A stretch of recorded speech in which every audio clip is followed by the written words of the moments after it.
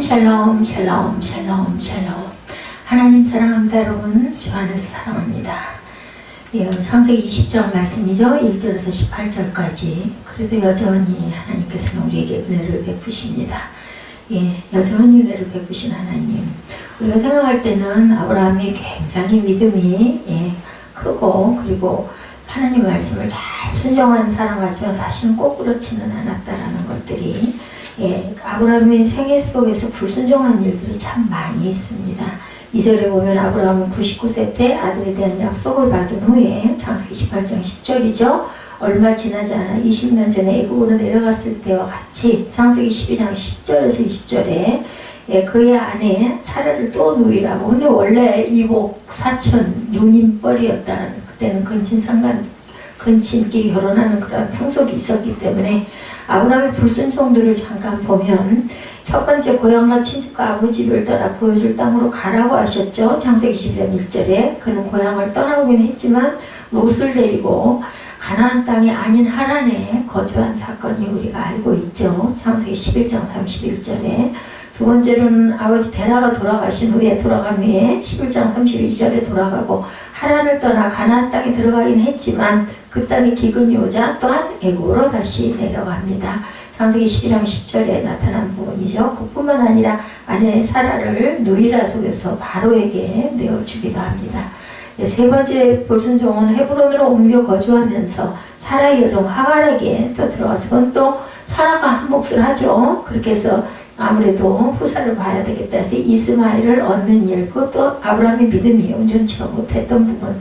네 번째 불순종, 그랄에 거주하는 그랄 왕 아비멜렉 오늘 사건이죠. 아내 사라를 누이라서 속이고 내어준 그러한 일이 이렇게 네 가지나 기록이 됩니다.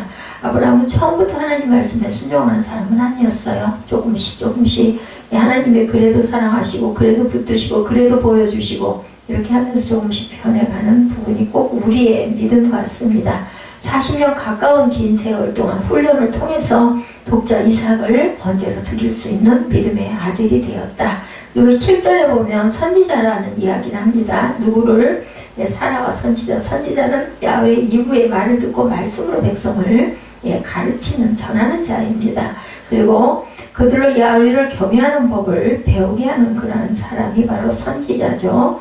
그래서 아브라함은 어떤 면에서 선지자였나? 하나님은 자식과 번속의 그 야훼 도를 가르쳐 그들로 의와 공도를 행하게 하려고 아브라함을 선택합니다.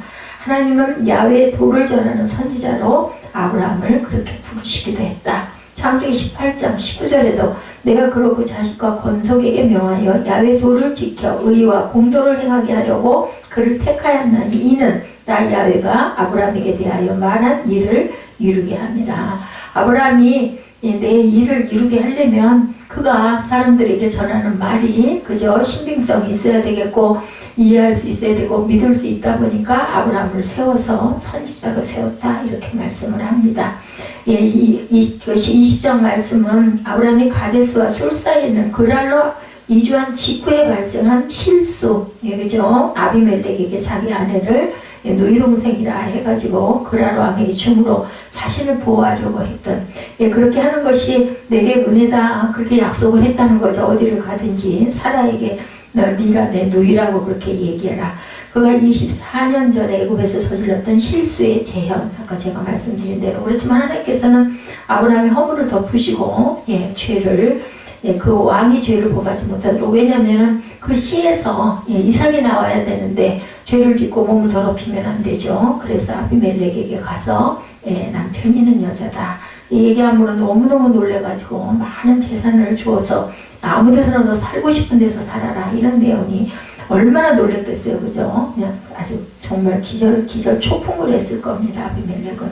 20장 전체 우리 한번 짧게 돌아보죠. 그랄로 거처로 옮긴 사건 1절에서 7절까지 나타납니다.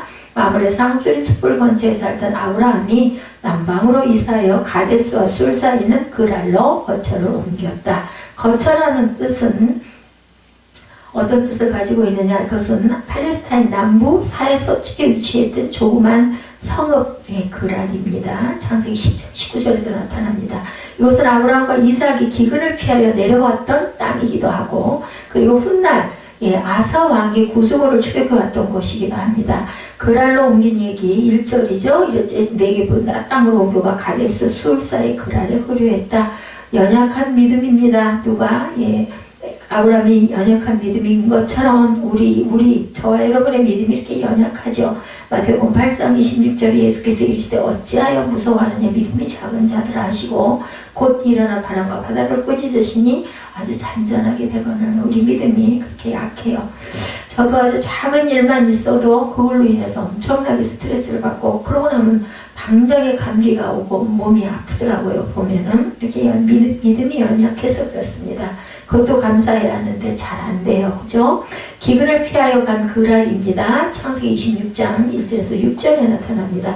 아브라함 때 첫 흉년이 들었더니 그 땅에 흉년이 들매 이삭이 그랄로 와서 블레셋 왕 아비멜렉에게 이르렀더니 창세기 26장 2절에 보면 야훼께서 이삭에게 나타나 이르시되 물어 내려가지 말고 내가 내게 지시하는 땅에 거주하라.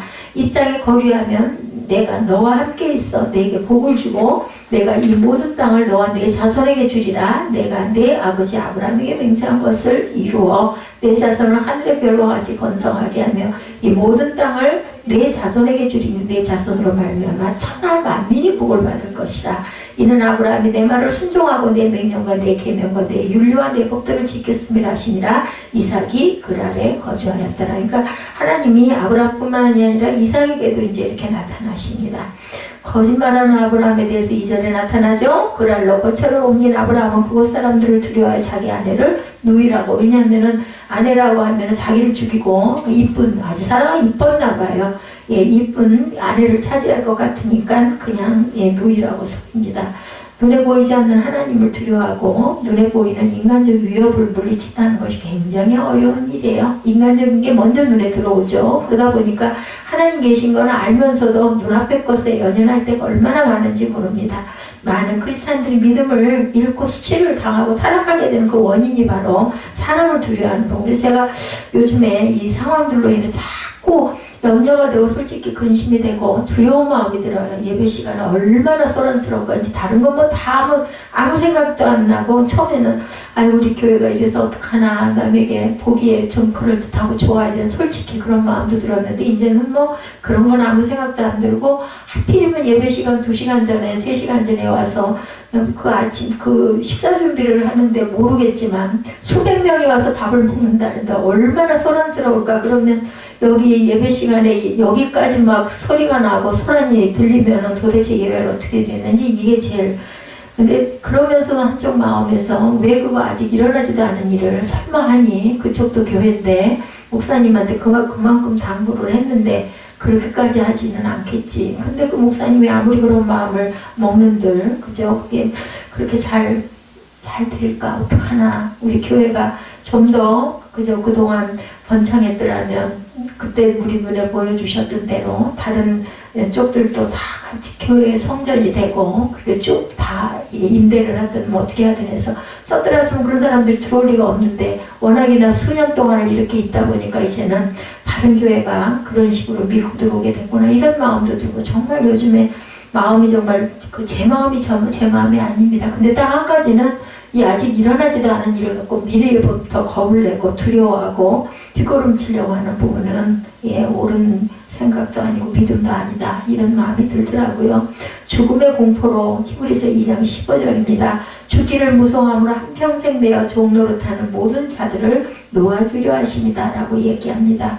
거짓이 사람을 속이죠. 예레미야 9장 8절에 그들의 혀는 죽이는 화살이라 거짓을 말하며 입으로는 그 이웃에게 평화를 말하나 마음으로는 해를 꾸미는도다. 우리 마음에 이런 심보들이 다들 있어요. 그죠? 이런 것들 우리 스스로는 압니다.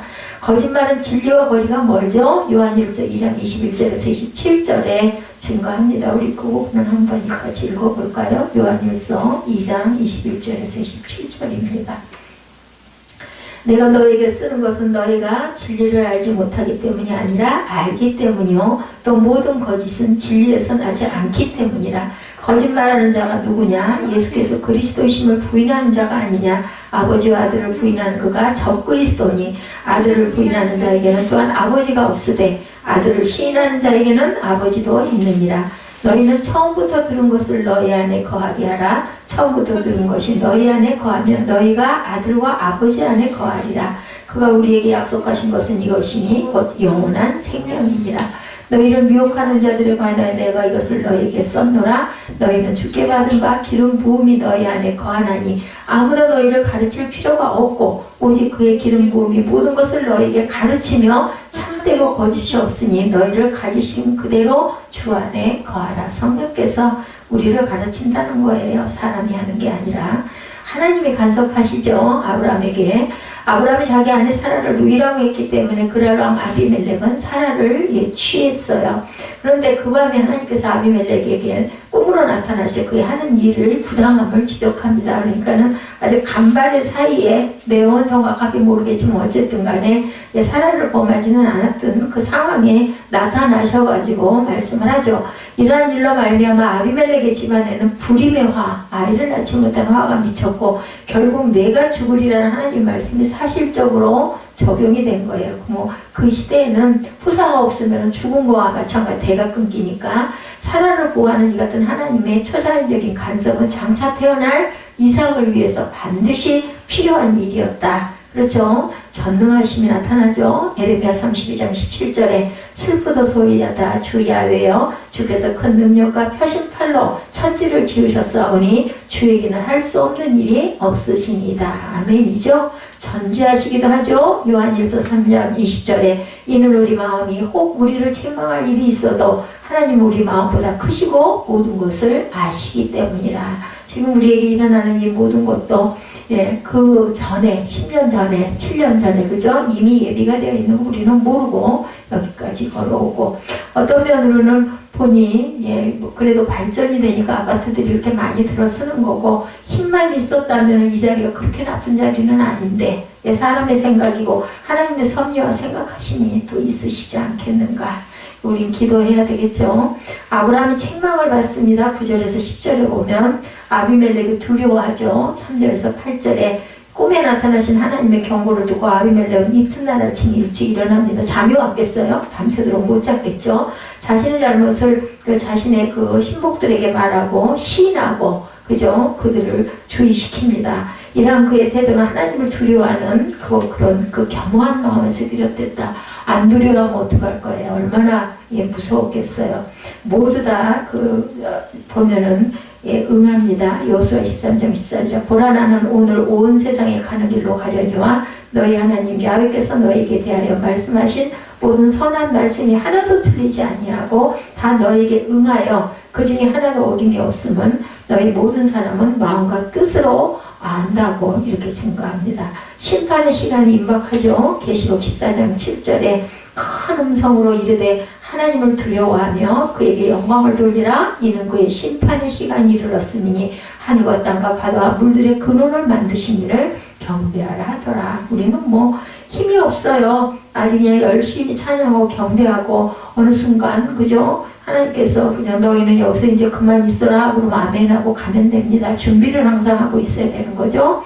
아브라함을 책망하는 아비멜렉이 아브라함을 도대체 너 왜 그랬니? 그리고 묻는 부분이 8절 9절에 나오죠. 신하들에게 자신의 잘못을 솔직히 시인하고 그들에게 주의를 환기시켰던 아비멜렉은 아브라함을 부르죠. 그는 아브라함에게 나와 내 나라로 큰 죄에 빠질 뻔하게 했다 이렇게 책망을 합니다. 9절에 아브라함의 거짓된 말과 행위로 말미암아 아비멜렉은 간음죄를 범할 뻔했어요. 뿐만 아니라 신성모독죄, 하나님을 모독하는 모독죄까지 범할 뻔했다. 미혹이 사람을 속입니다. 이렇게 고린도후서 11장 4절에 만일 누가 가서 우리가 전파하지 아니한 다른 예수를 전파하거나 혹은 너희가 받지 아니한 다른 영을 받게 하거나 혹은 너희가 받지 아니한 다른 복음을 받게 할 때에는 너희가 잘 용납한다. 이렇게 그죠? 이단이 들어오면 어찌 그렇게 혹하고 잘도 듣니? 이런 이야기입니다. 선을 행치 않습니다. 시편 53편 1절에 어리석은 자는 그의 마음에 이르기를 하나님이 없다 하도다. 그들은 부패하며 가증한 악을 행하며 선을 행하는 자가 없도다. 아브라함이 변명하죠. 11절에서 14절에 아비멜렉의 책망에 대해서 아브라함은 이곳에서는 하나님을 두려워함이 없다. 그렇기 때문에 무슨 일을 저지를지 모르기 때문에 내가 내 누이를, 아니 사실은 누이였고 내 아내를 누이라고 하자고 해서 항상 그렇게 나는 했다라고 얘기합니다. 그는 자신에게 닥칠 화를 두려워해서 거짓말을 했죠. 그러나 아브라함이 불신자의 행위를 두려워하여 거짓말을 한 것은 결코 당연히 정당화될 수 없는 잘못된 부분입니다. 뭐 사촌 누이이긴 누이지만 진짜 사촌 누이라서 누이라고 한 게 아니라 자기가 화를 당할까봐 아내를 방패로 삼은 그런 뜻이 잘못된 거죠. 야훼를 거스르는 일이 이사야 32장 6절에 이는 어리석은 자는 어리석은 것을 말하며 그 마음에 불의를 품어 간사를 행하며 패역한 말로 야훼를 거스르며 줄인 자의 속을 비게 하며 목마른 자에게서 마실 것을 없어지게 한다. 우리 목마를 때 물 한 모금 먹으면 얼마나 그저 갈증이 가시는데 그 물이 없어지게 하니 얼마나 악합니까? 마음이 약한 자에 대해서 데살로니가전서 5장 14절에 내 형제들아 너희를 권면하느니 게으른 자들을 권계하며 마음이 약한 자들을 격려하고 힘이 없는 자들을 붙들어주며 모든 사람에게 오래 참으라 이렇게 말씀을 하네요. 환난 중에 얻은 축복이 그런데도 또 축복이 왔어요. 아브라함에게는 14절에서 16절에 보면은 아비멜렉 왕이 너무너무 놀라고 무서워가지고 잘못된 것을 시정하느라 화해하느라고 금은을 주죠. 누구나 항상 죄를 지을 수 있는 가능성 우리는 누구에게나 있으니 하루에도 뭐 얼마나 많은 입술로 죄 짓는 일은 뭐 다반서죠. 예, 인간이 연약하기 때문에 하나님 앞에 범죄한다 하더라도 그것을 깨닫고 돌이킬 때 하나님과의 관계는 다시 회복이 된다. 우리 아버지시잖아요. 아버지. 부모와 자식이 그죠? 자식이 잘못을 했다고 해서 부모와 자식을 버린다고 버려질 수는 없습니다. 아비멜렉은 자기의 잘못을 깨닫고 아브라함에게 사라를 돌려보내죠. 14절에. 그리고 물질적으로도 보상해서 마음으로 사과함으로써 화해를 청하는 결과 그러니까 보기 좋게 만드는 거예요.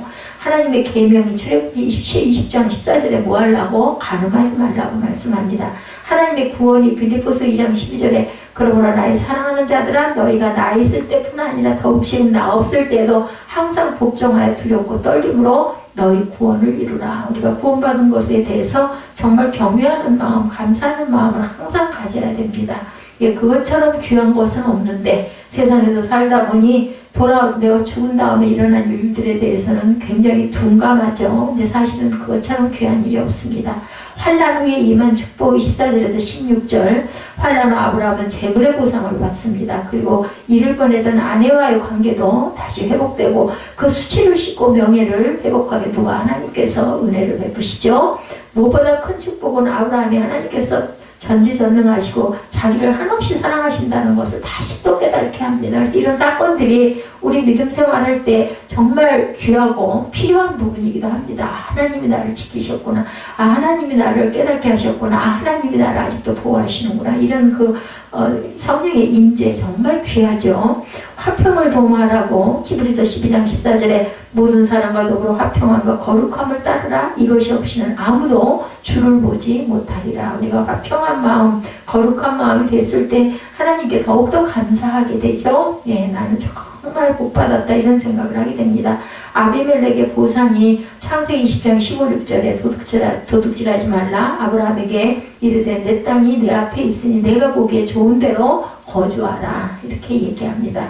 사라에게 이르되 내가 은 1000개를 내 오라비에게 주어서 그것으로 너와 함께한 여러 사람 앞에서 내 수치를 가리게 하였다. 여기서 오라비라고 표현을 하네요. 내 일이 다 해결되었다. 20장 16절에 내 이웃에 대하여 거짓 증거하지 말아라. 출애굽기 20장 16절에도 이렇게 말씀합니다.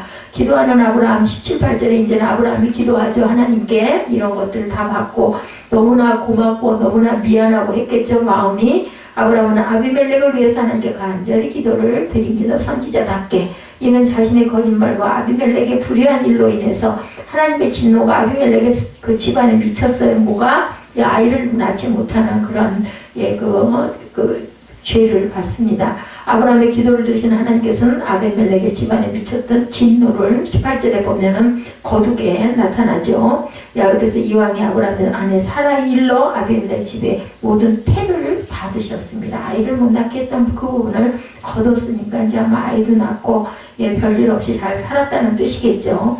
사도행전 4장 32절에도 믿는 무리가 한 마음과 한 뜻이 되어 모든 물건을 서로 통용하고 자기 재물을 조금이라도 자기 것이라 하는 이가 없도록 서로 나누었다라는 부분이 나타납니다. 이것은 기도의 능력이기도 하다. 예, 사도행전 4장 31, 2절에 빌기를 다하며 모인 곳이 진동하더니 우리가 다 성령이 충만하여 담대히 하나님의 말씀을 전하니라. 그리고 한 마음이 됐으니까 니꺼 내게 없이 너무나 아까운 게 없어 너무 기쁘고 좋으니까 의로우시고 은혜로우신 하나님 시편 145편 17절에 여호와께서는 모든 행위에 의로우시며 그 모든 일에 은혜로우시도다 이렇게 증거합니다. 간구하는 자에 대해서 시편 91편 15절에 그가 내게 간구하리니 내가 그에게 응답하리라. 그들이 환난 당할 때 내가 그와 함께하여 그를 건지고 영화롭게 하리라. 우리의 진심 어린 기도는 이렇게 큰 힘과 능력과 하나님의 복이 임한다라는 거죠.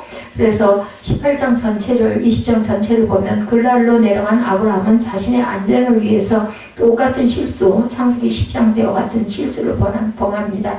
그럼에도 불구하고 하나님은 아브라함을 보호해 주셔서 하나님 뜻이 있기 때문이에요. 나중에 이삭을 낳아야 되고 그 자손이 번성해야 되기 때문에 마치 방탕한 자식의 소양과 책임을 감당하는 부모의 사랑을 연상케 하는 사건이 오늘 창세기 20장 사건이죠. 우리가 섬기는 하나님은 좋으신 분임을 알고 그분의 뜻에 합당한 삶을 우리가 살아가야 되겠죠. 여전히 은혜를 베푸시는 하나님이십니다. 우리가 역사를 배우는 것은 역사 속에 단지 언제 무슨 일이 일어났는지를 알기 위함이 아니라 역사를 통해서 주는 교훈.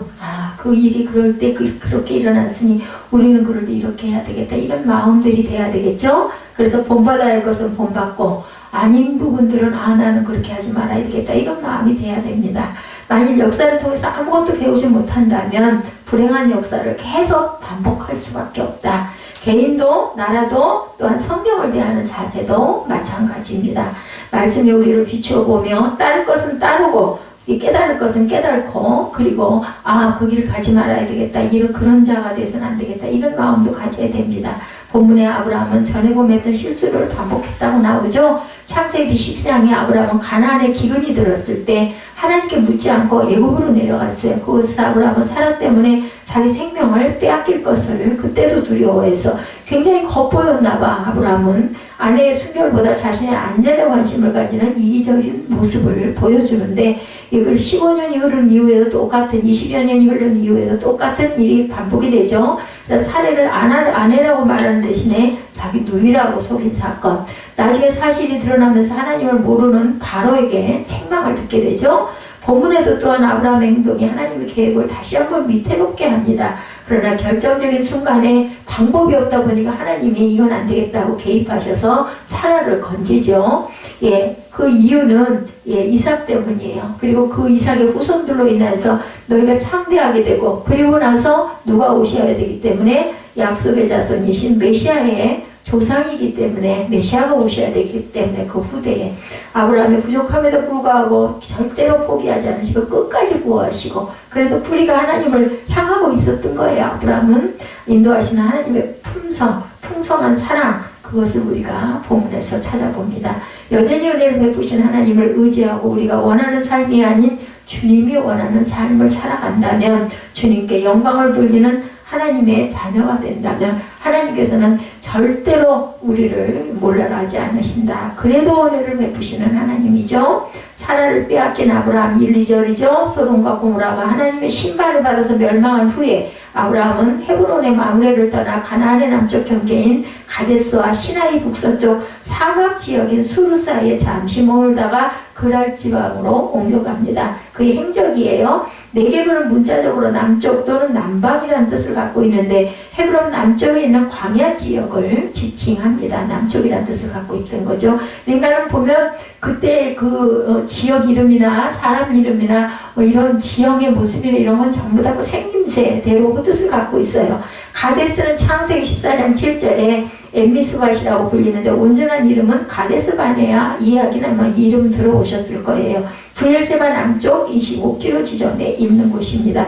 수루 광야 이런 이야기 있죠. 수루는 시내반도 북서쪽에 있는 광야 지역, 그죠? 그래서 브엘세바에서 애굽으로 갈 때 반드시 지나가지 않으면 안 되는 지역입니다. 그랄은 창세기 10장 19절에 가나안의 경계에 있는 도시예요. 가데스 북쪽에 위치합니다. 아브라함이 그랄에서 아내 사라를 자신의 누이로 소개하죠. 사람들이 자신을 죽이고 아내를 빼앗아갈까 두려워했기 때문에 오빠라고 하면 죽이지는 않을 거 아니에요. 남편이라고 그러면 죽여야 그저 그 아내를 뺏어갈 수 있으니까. 그러자 그랄 왕 아비멜렉이 사람을 보내서 사라를 데려가고 자신의 아내로 삼으려고 합니다. 아비멜렉은 나의 아버지는 왕이다라는 뜻을 갖고 있어요.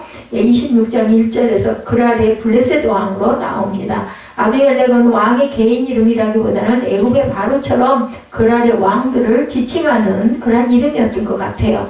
하나님이 경고하죠. 3절에서 7절에 보면 아브라함이 위기에 처하지만 결정적인 순간에 하나님이 개입하십니다. 하나님은 언약 밖에 있는 자들에게도 꿈을 통해서 자신의 뜻을 이렇게 드러내기도 해요. 그런다고 보면 이스라엘을 그죠? 해방시킨 부분도 또한 너희 고향으로 돌아와라 그랬던 그러한 사건들도 하나님의 개입이신 거죠. 그러나 아비멜렉이 사라를 데리고 간 그 밤에 하나님이 그의 꿈에 나타난 부분이 여러 본문에 나타나죠. 개혁성경에 빠져있는데 보라 내가 데려간 이 여인으로 말미암아 네가 죽으리니 이렇게 옛성경에 나타나는데 그런 남편이 있는 여자다. 난데없이 죽을 것이라는 경고를 받을 때 아비멜렉은 정말 그죠? 아주 깜짝 놀랐을 거예요. 아내는 남편의 또 다른 자아이며 남편의 가장 귀한 소유로 그때는 그 시절에는 아내가 그냥 남편의 소유물이에요. 이렇게 여겨졌기 때문에 간음은 죄질이 나쁜 약탈과 같은 것으로 취급이 됐다는 거죠. 그래서 간음을 하면 사형에 처하는 것이 고대 중군동의 관례. 남의 물건을 훔쳐갔다는 거, 아내 훔쳐간 것도 간음한 것도 그는 하나님께 항의합니다. 아브라함이 소돔을 위하여 중보할 때 의로운 자들이 악한 자들과 함께 멸망되지 않게 해달라고 기도한 적이 있었어요. 그죠? 18장 23절에 보면 아브라함이 한 말을 이제는 아비멜렉이 대신합니다. 뭐라고요? 주께서 의로운 백성도 멸하시나이까. 이렇게 거꾸로 멸하다라는 번역된 동사 하라그는 창세기에서 부당한 죽음을 뜻하고 있습니다. 아비멜렉은 아브라함이 그랬듯이 의로운 민족이 사육당하는 것은 부당하다 이렇게 호소를 합니다. 사실은 그 말을 한 아브라함을 책망하는 거죠. 아브라함의 거짓말 때문에 자기가 죽게 되었다는 것을 상징적으로 아비멜렉이 보이는 겁니다.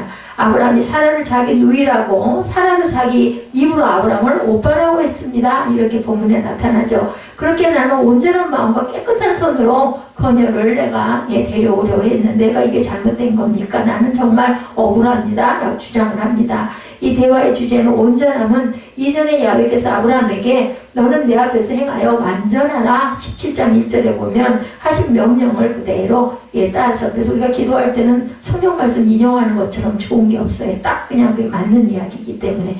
그런데 지금 온전함을 보이는 것은 아브라함이 아니라 이방왕 아비멜렉이에요. 나는 온전했습니다. 하나님도 아비멜렉이 사라가 아브라함의 아내인지 전혀 몰랐다는 점은 인정하세요. 그거는 내가 안다라고 얘기하시죠. 그 여인을 가까이지 아니한 거로 아비멜렉이 사라와 아직 어떤 깊은 관계가 아니었다. 야다의 뜻은 아직은 아니다. 아비멜렉이 아직 사라와 관계를 갖지 않았기 때문에 꿈에 나타나셔서 죄를 짓지 못하게 막아주십니다. 그러면서 그러죠.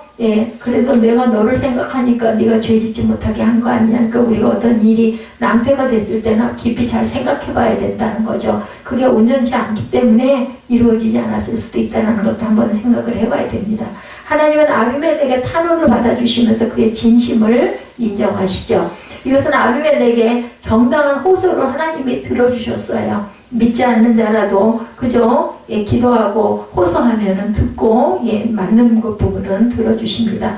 아비멜렉의 사라를 아브라함에게 돌려보내라 명령하죠. 만약 돌려보지 않을 때 그와 그의 모든 소유물이 죽을 것이다. 근데 돌려보낸다면 너를 위해서 그가 기도할 거다. 그는 선지자다. 이렇게 이야기를 합니다. 너를 막아내게 범죄하지 아니하게 내가 했다. 아비멜렉이 하는 행동이 아브라함과 사라에게 죄를 저지르는 것이 아니라 하나님께 죄를 범하는 것이다. 이렇게 말씀을 합니다. 하나님의 계획은 아브라함과 사라 사이에 약속의 자손인 이삭이 나와야 되기 때문에 다른 더러운 씨가 사라의 몸을 더럽히는 것을 원치 않았다. 경건한 자손을 가지기 원하시는 하나님의 단호한 의지가 아비멜렉으로 하여금 범죄하는 것을 막으시죠. 아비멜렉은 순종과 불순종 사이에서 선택을 해야 됐습니다. 아브라함을 책망하는 아비멜렉 당연히 하나님이 나타나셔서 그렇게 말씀하셨는데 그걸 안 믿었다가 죽게 생겼는데 안 듣겠어요? 그날 아침 일찍 일어나 모든 신하를 부르고 간밤에 있었던 꿈 이야기를 하자 그 신하들도 모두 다 두려워하죠. 자칫하면 자신들도 죽거나 해를 입을 수 있다. 겁이 난 거예요. 그들이 심히 두려워했다는 사실은 이곳에서는 하나님을 두려워함이 없으니라고 말한 아브라함의 생각이 잘못 너무 지나치게 생각했다는 거죠. 아비멜렉은 아브라함을 불러옵니다. 꾸짖으면서 왜 내가 무슨 잘못을 했길래 네가 나를 이렇게 속여가지고 하필이면 내가 큰 죄, 내 나라가 나뿐만 아니라 나와 내 나라가 큰 죄에 빠질 뻔하게 네가 왜 그랬니? 묻습니다. 무슨 뜻으로 이렇게 했느냐? 그 자신에게 거짓말하는 이유를 추궁했을 때 아비멜렉의 추궁에 대한 아브라함의 해명에는 하나님을 전적으로 신뢰하는 부분이 나타나지 않습니다.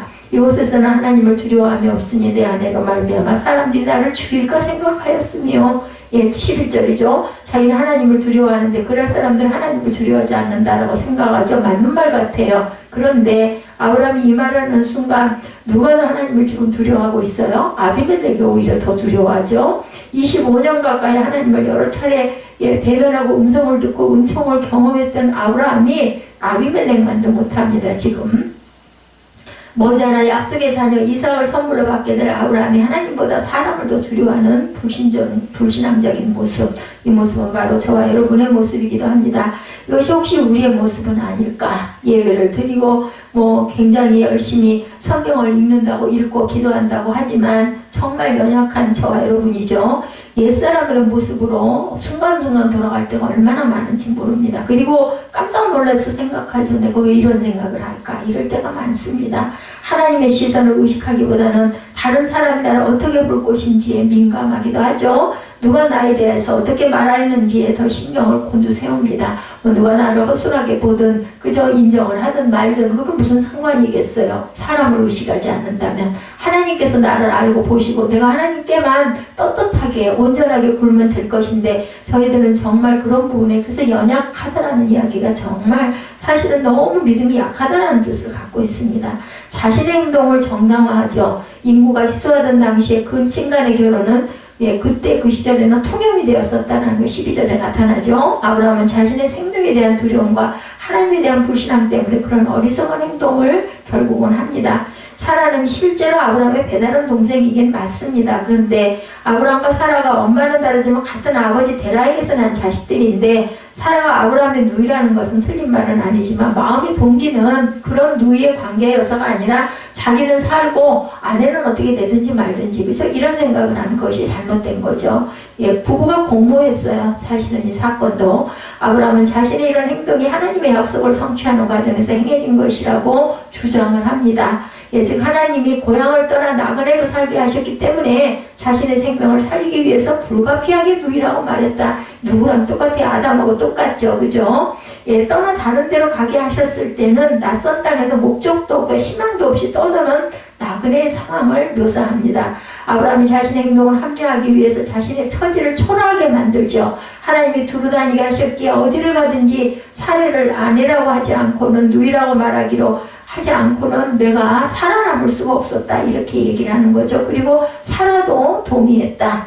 더욱 놀라운 것은 12장과 달리 아브라함이 사라를 통해 자녀를 얻게 될 것이라는 확실한 약속을 받은 상황 속에서도 사라를 위험에 빠지게 남의 남자에게 그냥 갖다 주려고도 했던 거예요. 정말 그 부분을 생각해 보면 무서운 죄를 지은 거죠. 아브라함의 행동으로 인해서 바로와 온 집에 재앙이 내려졌던 것처럼 아브라함이 믿음을 따라 행동하지 못한 것으로 인하여 하나님은 아비멜렉의 아내와 여종의 태의 문을 닫아버리십니다. 그래서 그런 이야기가 있어요. 그 자녀를 많이 주는 거는 상급이다 이런 이야기가 있거든요. 불순종한 요나와 함께 배를 탔던 사람들이 요나 때문에 풍랑에 시달리고 죽을 뻔하죠. 믿는 사람들이 하나님의 말씀대로 살지 못할 때 주변 사람들까지 고통을 당합니다. 아비멜렉의 추궁에 아브라함은 입이 10개라도 할 말이 없는 처지가 되어버렸어요. 아브라함을 향한 아비멜렉의 그러한 책망은 아브라함 자신에게 매우 큰 수치가 됩니다. 왜 하나님 앞에서 하나님의 자녀된 행동을 하지 못할 때 세상을 우리를 책망하는 것을 당연히 아주 화살이 더 무섭고 따갑게 돌아오죠. 그래서 호의를 베푸는 아비멜렉의 모습이 그 이후에 14절에서 16절에 나타났죠. 아브라함의 답변을 듣고는 아비멜렉은 아브라함에게 호의를 베풉니다. 사라를 돌려보내면서 양과 소와 종들 그리고 금과 그 선물을 듬뿍 주죠. 그리고 아무 데서나 네가 살고 싶은 데서 살아라라고 이야기합니다. 여러 가지 보상을 하고 자기가 잘못했던 것에 대한 것을 부주의함으로 인한 발생된 모든 것들을 인정을 하는 거죠. 아브라함이 자기 나라의 좋은 땅을 네가 마음대로 골라서 살아라. 이것은 아브라함이 아비멜렉의 나라에서 더 이상 나그네가 아니고 합법적으로 살 수 있게 되었다는 것을, 주권을, 권리를 내가 준다라는 얘기죠. 그리고 아비멜렉은 사라에게 자신이 아브라함에게 은 1000개를 주었다는 것을 또한 밝히죠. 은 1000개는 아마 문자적인 1000개일 수도 있지만 상징적으로 많은 걸 주었다. 이제 우리가 뭐 1000,000배 이런 얘기를 많이 하듯이, 그죠? 이런 뜻일 수도 있습니다. 자신의 잘못에 대한 책임을 면하는 것, 사라에게도 어떤 잘못도 없다는 것을 밝혀주는 거죠. 나는 이제 떳떳해. 내가 벌을 받은 만큼 나 모르고 한 일이지만 보상은 다 했어. 그러니까 너도 그 부분에 대해서 너무 죄스러워하지 말아라. 이런 뜻이기도 합니다. 이런 아비멜렉의 행동은 하나님으로부터 큰 해를 당할 수 있다는 위기의식이 또한 내포되고 있습니다. 어이구 다행이네. 그까짓 거 없으면 어때? 이런 생각인 거죠. 아비멜렉은 아브라함 부부에게 커다란 배려를 하죠. 그래서 아브라함은 또 더 간절하게 기도합니다. 17, 8절에 아비멜렉에게 많은 재물을 주며 사라를 아브라함에게 보낸 것과 아브라함을 추방하지 않은 점은 그가 하나님을 두려워한다는 것을 보여줍니다. 그러나 사건의 종결은 누구에게? 아브라함에게 달려 있었어요. 아브라함은 선지자로서의 모습으로 하나님께 기도합니다. 그러니 얼마나 믿음이 약해요. 그죠? 하나님 선지자의 노릇까지 해주게 해주고 너는 민족의 열국의 아비다까지 해줬는데 그렇게 하고는 이제는 무슨 염치로 기도를 해야 되겠죠. 그죠? 우리 지금의 종들도 그럴 것입니다. 하나님은 아브라함의 기도를 들으시고 아비멜렉과 그의 아내와 여종을 치료하셔서 출산하게 하셨습니다. 이는 사라의 일로 인해서 하나님의 아비멜렉 집안의 모든 탈을 받으셨기 때문이다. 18절에 그렇게 설명이 나오죠. 아브라함의 실수로 인해서 야기된 하나님의 구원 언약에 깨어질 위험, 거기에서 하나님의 선하신 간섭하심이 나타납니다. 그러니까 사람이 할 수 없는 일, 어쩔 수 없을 때는 하나님께서 이렇게 힘을, 능력을 바라시죠. 우리의 구원은 우리의 성실함과 열심에 달린 것이 아니라 하나님의 성실하심에 달려있다라는 뜻이기도 합니다. 미성숙한 모습이 있음에도 아브라함은 여전히 하나님의 복을 전달하는 통로가 됩니다. 하나님께서 쓰셨기 때문에. 그런데 하나님께서 쓰신 이 뜻은 제가 보기에는 그래도 미련하고 믿음도 연약하고 그리고 세상적인 부분이 너무나 많지만 그래도 그때 순종은 하거든요. 반발하거나, 그죠? 그러지는 않고 순종을 하기 때문에 그걸 보신 것 같아요. 그러니까 하나님은 그 사람의 성품 중에 하나만이라도 온전하면 그걸 쓰십니다. 아브라함에게 응답하신 하나님은 오늘 우리가 드리는 모든 기도에도 당연히 응답하겠죠. 우리는 기도하고 말씀대로 순종하면서 하나님이 주시는 복을 세상에 흘려보내는 통로로서의 사명을 또한 감당해야 됩니다. 아브라함의 모습에서 우리가 깨달아 알 것들은 나이가 든다고 자동적으로 성숙해지는 것이 아니다. 제가 저 자신을 봐도 그래요. 그래서 얼마나 어리석게 보이면 천상 소녀라고 하는 이야기를 제가 듣겠습니까? 좋은 뜻인 것 같지만 사실은 그게 어쩌면 나무람의 뜻일 수도 있는 거죠. 나이가 모두 철이 안 들어 이런 뜻일 수도 있어요. 아브라함의 나이 100세가 됐어요. 인생의 모든 희로애락을 경험한 100년을 산 거잖아요. 어찌됐든 외적으로도 교양이 있고 점잖게 보일지 몰라도 나이가 들수록 자기만 아는 이기적인 모습을 또 더 갖게 됩니다. 왜냐하면 이제는 자기 보호 본능이 나를 보호, 내가 힘이 약해지니까 점점 내가 나를 더 챙겨야지 이런 마음이 있기 때문이죠. 그런 모습을 버리지 않으면 사실은 더 취해질 수도 있는데 그런 모습으로 자꾸 변해가요. 자신을 자꾸 보호해야 되는 보호 본능이 일어나죠. 남들이 인정해주지 않으니까 내가 막 나를 드러내고 싶어하고 더더군다나 신앙생활이 익숙해지면서 좀 더 편리해지는 더 유혹도 받게 됩니다. 누가 신앙생활에 열심을 내는 것을 보면 도전을 받기보다는 은근히 빈정되고 깎아내리려고 하기도 해요. 참 교회에 이런 일들이 너무나 많습니다. 성경 공부하고 새벽 기도하고 11조 소리만 나오면 또한 거부 반응을 보이는 사람도 많죠. 신앙생활은 내가 알아서 하는데 나 건들지 마. 니나 잘해. 이런 얘기들 너무 많이 하죠. 교회 일정에 따라서 자기 삶을 맞추지 않고 내 일정에 교회를 맞추고 그리고 예배 드리는 것도 그냥 이번 주는 나 뭐 해야 되니까 한 주쯤 빠지면 어때 이제 이런 상황이 일어납니다. 타 사성에 젖은 생활하면서도 영적 상태를 계속 유지하며 살고 있다라는 착각을, 나는 그래도 이만만 해도 괜찮지, 이런 생각도 많이 합니다. 우리에게 알게 모르게 다가오는 유혹을 물리치려면 영적으로 깨어 있어야 되고, 내가 잘못된 부분을 시인해야 돼요. 그리고 시인할 뿐만 아니라 그것을 고쳐 나가야 되겠죠.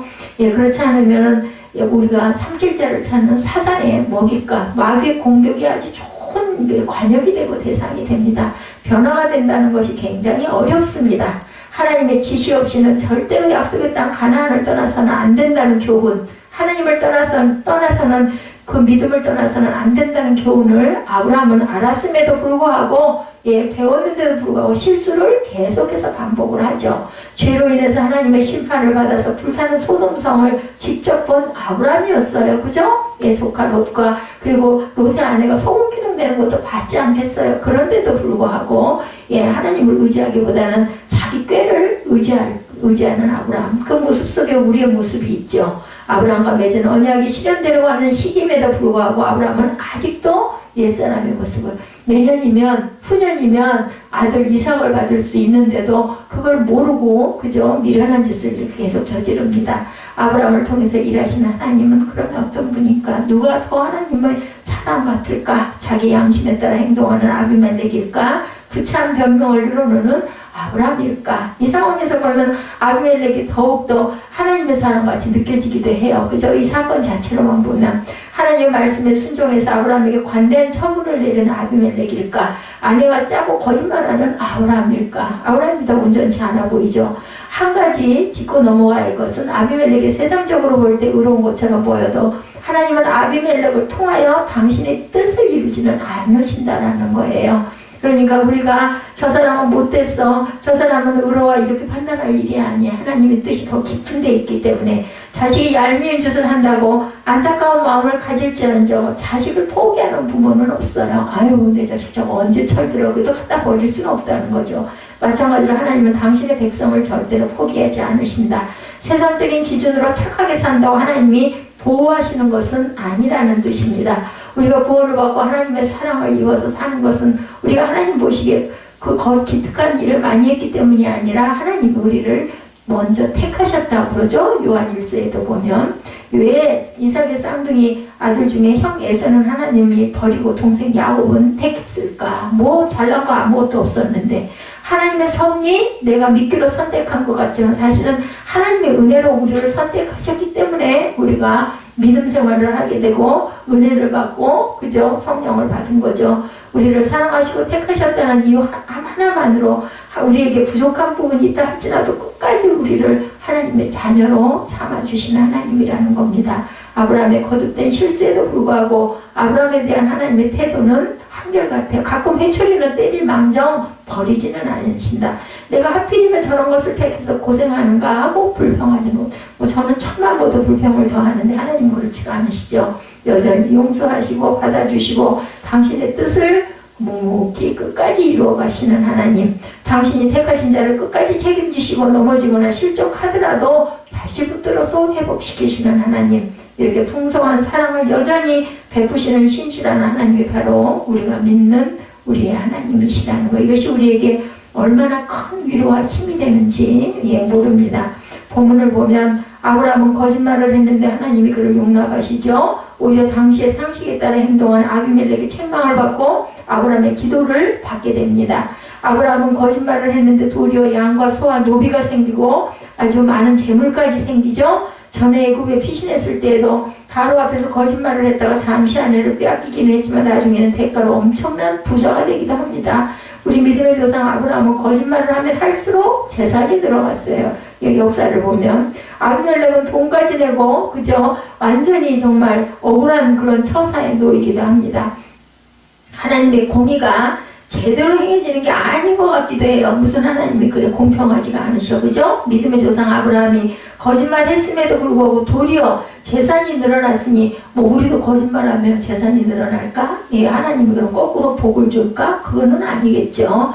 4,000년 전에 아브라함에게 일어난 이야기를 21세기를 사는 우리에게 지금 우리가 보고 있어요. 그 말씀을 다른 사람의 입에 자기가 오르내린다면 굉장히 신경이 쓰입니다. 우리 요즘 살면서도. 근데 아브라함의 실수는 4,000년이 지나도 감춰지지 않고 계속해서 사람들의 입에 오르내려요. 그죠? 옥합을 깨뜨려 주님께 향유를 부은 마리아의 헌신은 복음이 전파되는 곳마다 성경에 영원히 기록되어 있습니다. 그와 함께 하나님을 의지하기보다는 두려움에 사로잡혀서 거짓말하는 초라한 아브라함의 모습도 복음이 전파되는 곳마다 그저 계속해서 전해집니다. 하나님이 기억하시기 때문이라는 거예요. 하나님이 아브라함의 삶을 보면 볼수록 믿음의 조상으로서의 아브라함의 믿음보다는 부족함, 거듭되는 실수, 연약한 믿음에도 불구하고 아브라함을 용납하시고 참으시고 믿음으로 믿음의 사람으로 만들어 가시는 하나님의 신실하시고 변함없으시고 끈질긴 사랑이 지금 보여지죠. 하나님의 은혜가 우리를 지켜주는 것이 우리의 행위로 하나님 앞에 담대하게 온전하게 설 사람은 하나도 없다라는 겁니다. 누군가가 나에게 관심을 가진다는 것이 우리에게 위로를 줄까? 바울은 말하죠. 누가 우리를 그리스도의 사랑에서 끊으리요? 환난이나 공고나 핍박이나 기근이나 적신이나 위험이나 칼이랴. 세상에 어떤 것이라도 우리를 우리 주 그리스도 예수 안에 있는 하나님의 사랑에서 끊을 수 없다. 로마서 8장 말씀입니다. 하나님은 우리의 실수와 연약함을 아시고도 우리를 사랑하실 때 언제까지? 끝까지 이루실 때까지 사랑하신다. 믿음에 없어서 하나님의 약속을 의심하지 않고 도리어 믿음에 견고해져서 여전히 은혜를 베푸시는 신실하신 하나님을 의지하고 하나님과 동행하고 그분이 기뻐하시는 삶을 아브라함의 이 믿음, 연약한 믿음, 그저 온전치 못한 이러한 많은 실수, 이것을 통해서도 하나님께서는 끝까지 버리지 아니하시는 하나님의 선택하신 저와 여러분들, 그것을 생각하시고 온전하게 순종하시고 말씀 속에서 깨달음 가지시고 그래도 부족해도 기도하시고 그리고 환경 가운데서 역사하실 하나님을 온전하게 바라보는 저와 여러분 되시기를 주님의 이름으로 축복합니다.